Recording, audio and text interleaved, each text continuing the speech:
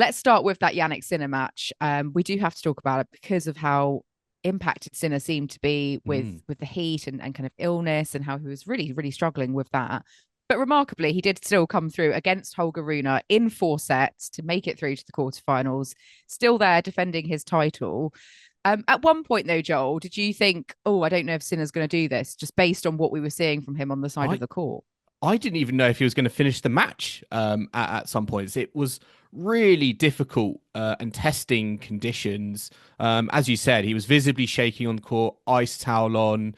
It felt like he was dealing with heat sickness. He went off for an 11-minute medical timeout. It almost felt like he just wanted to run for cover and find the closest, air conditioned room.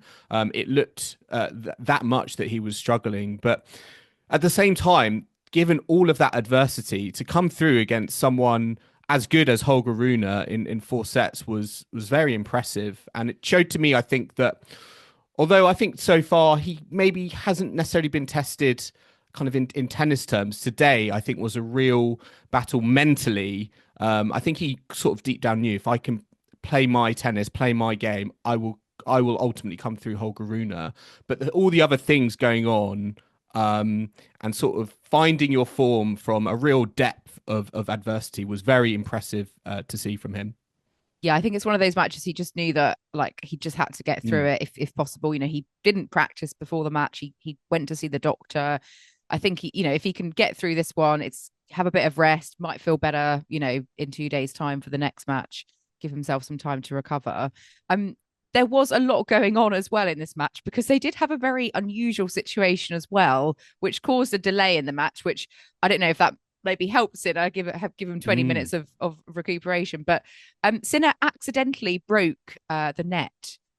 They had to drill a new hole in the ground of the court Yes. to be able to fix a new net on. Or it was very bizarre. I've Yeah. never seen this on a tennis I court mean, this before, this not match during a had match. quite a few like bizarre moments, and it did feel like these moments were like momentum killers for the opponent. I'd Mm. arguably say, for example, the Sinner medical timeout. It came actually before Runa's serve, which I don't think is particularly, great and sportsmanlike, but it certainly felt like it like stemmed the flow, and that I definitely think was to Sinner's advantage. But yeah, this situation where he hit a serve, it hit the net, and again, they were off court for like 15, 20 minutes because they had to drill a new bolt into the court. And I don't think I've ever seen this before. And maybe I would understand it more if it was like from Pericard or, maybe a John Isner back in the Mm. day,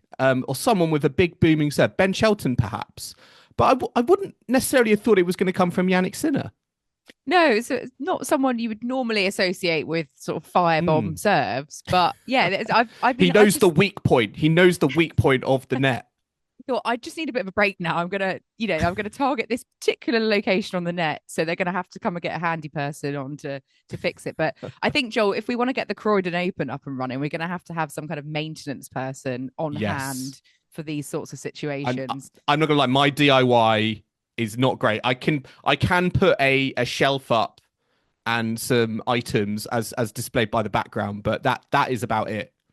Yes, no, mine is also not great. But yes, Jannik Sinner has come through. He's survived a broken net sort of peg thing, and he's survived the shakes, and he remarkably has got a really fantastic record up and running of consecutive wins against players not in the top 10, 39 on the trot now. The Mm. last time he lost against a player outside the top 10 was back in Monte Carlo 2024. So, that's obviously you want to be winning against players inside the top 10, which he's done an awful lot of as well, but at least making sure you're Mm. not losing to, outsiders, you know, lower ranked opponents, journeymen, whoever you name it. He's not doing that. He's winning. And yeah, really, really, a stat that demonstrates his consistency, even with, Mm. sickness and such like. Very reminiscent of Novak Djokovic, who has come through many a match, Yeah. not feeling great, including in this very tournament. Um, I mean, Jannik Sinner will be going on to play Alex de Minaur, who did come through against Alex Michelson in straight sets today. So Alex de Minaur at home has reached his very first quarterfinal here at the Australian Open. What did you make of his performance today, Joel?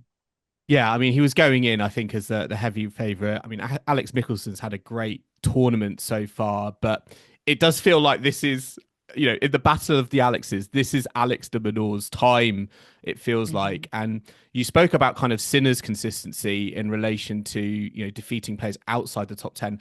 Alex de Minaur's consistency at reaching the quarterfinals at Grand Slams, I think, again, it's something to behold, I think, for a player who, again, there are people who criticize why is this player in the top 10? Is he good enough to be in the top 10? Well, I think you, as I said, if I'm Alex de Minaur, I'm telling those doubters as I say, my record, the fact that I've reached quarterfinal after quarterfinal after quarterfinal after quarterfinal at the most elite stage shows, as I say, a level of consistency that does, give him, the credentials, let's say, to be in the top 10. But this is now, I think, where it steps up for him because he is in this sort of new phase and this new confidence. But he's got Jannik Sinner, and his head-to-head against Jannik Sinner, 9-0 in Sinner's favour. So it will be a very interesting one to see.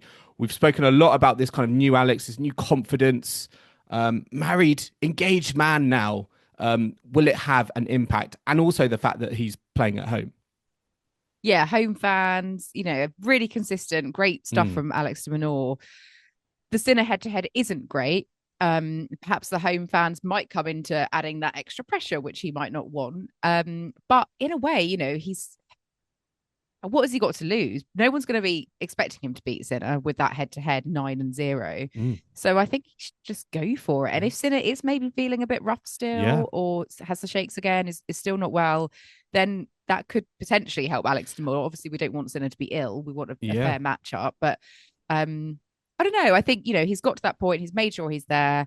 You never know what's going to happen.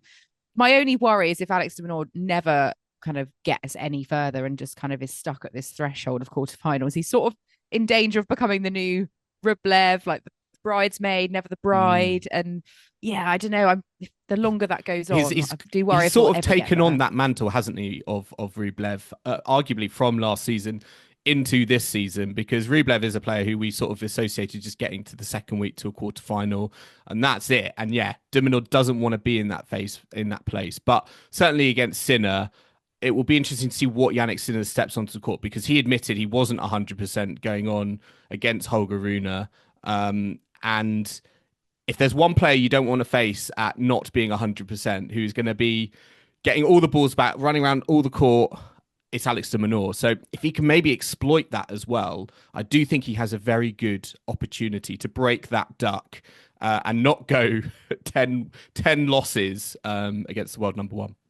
Yeah, 10-0 is sort of well, just yeah, it's not a great record, is It's it? not a But great record. yeah, it's Nobody at one. beats Alex de Minaur 10 times in a row. No, no one should. Yeah, come on, ADM, come on, we have faith.